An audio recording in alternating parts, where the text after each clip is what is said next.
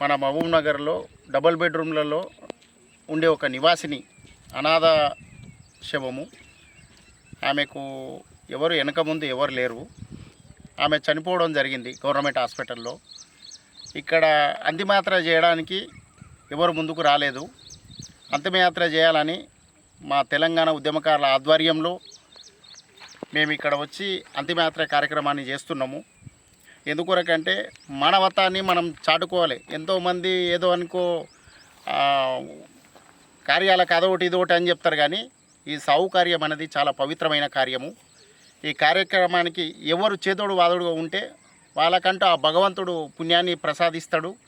నిజంగా కూడా ఆధ్యాత్మికం ఉంటే ఖచ్చితంగా పుణ్యం జరుగుతుంది.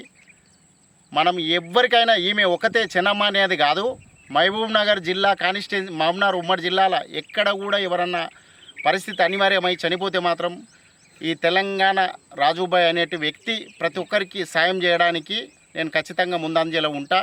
ఆ కార్యక్రమానికి కూడా ఏం కావాల్సినా కూడా నేను సమకూరుస్తా అని కూడా మీకు అందరికీ తెలియజేస్తున్నాను.